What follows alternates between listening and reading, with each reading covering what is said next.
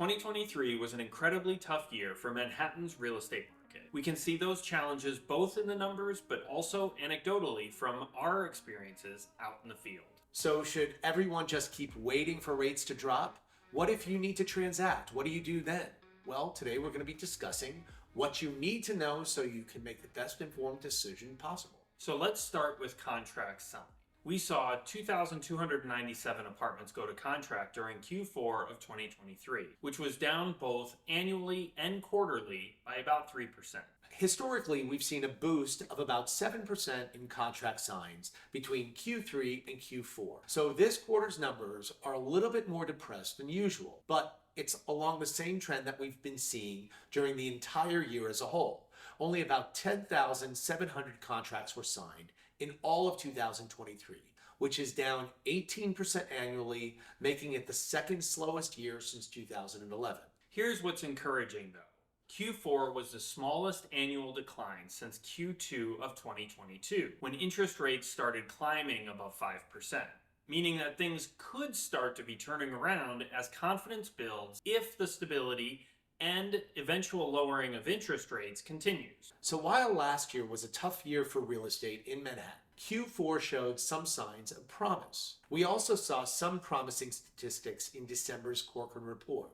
Sales were down 4% month over month, but up 8% year over year, and co-ops specifically seem to be doing better in terms of contract signs. In fact, our team put together several deals over the holidays at the end of December. And I can't think of another time we've been so busy during the end of the year. While our business is only a small percentage of the market, it's worth noting simply because it's so unusual. We're hopeful that this trend will continue and Q1 and Q2 of 2024 will bring us an increase in activity that we've all been waiting for. Up next is inventory, which is one of the most important numbers that we can look at in a market like this. We ended Q4 of 2023 with just 6,385 units. That's down 2% annually and 1% quarterly. In contrast, we usually see an increase from Q3 to Q4 of about 2%. But this lack of inventory isn't a new struggle. Active listings fell for the sixth time over the past 2 years during Q4 of 2023. And we're at a 4-year low in resale listings. But it's not just due to resales. There were also fewer new development launches than we're used to seeing. There were only 100 units launched for sale in Q4, which was the slowest fall for new developments in 15 years, reaching all the way back to 2008. While one of the biggest struggles that we have right now is lack of units available, if you dig a little deeper, you'll notice a real lack of renovated apartments. Partnered with the financial apprehension that we've seen in the market lately, many buyers don't want to purchase an apartment which needs renovation, since construction work also involves a lot of unknowns. People are looking for move-in ready homes that don't have the risk of a potential renovation. So if you add together a wealth of homes that need work and buyers that don't want to embark on what can sometimes be an arduous and unpredictable process, you're not going to see a lot of movement. Finally, let's talk about days on market, which for Q4 was 118 days. That's an increase of 6% annually and 9% quarterly. The reason for this increase is twofold. There's a lot of anxiety in the market, and the inventory available isn't the type that has traditionally traded quickly. So how can we be optimistic when the 3 statistics we want to see improve are all heading in the wrong direction, for Q4 at least? It's because what we're seeing out in the field is changing, and rather quickly. In late Q4, the Fed announced that they would no longer be raising interest rates. Stock market has been doing rather well, inflation is down. We are now starting to see some buyers who are willing to purchase apartments that need work, which is a pretty big change of sentiment. All of that points towards a strong start to Q1 of this year. Combined with the positive experiences we've had across several different apartments over the last few weeks, leading to several accepted offers and signed contracts, we are cautiously optimistic that we're stepping into a market that will finally be able to help relieve some of the pent-up demand we've built up over the last couple of years.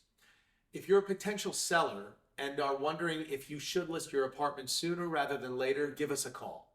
Once rates drop just a little bit more, you're going to need to be ready to move fast.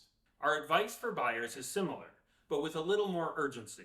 If rates come down later this year, like we expect them to, there's going to be much more competition than there is right now. And if you're still not sure what your next move should be, just give us a call. We're always here to speak with you and give you our in-depth analysis so you can make the most informed decision. Our spring market is probably going to be a little earlier this year, perhaps starting even in February, which will set us up for an extended spring period, which could set us up with a lot more contracts signed this year than we've seen over the last few.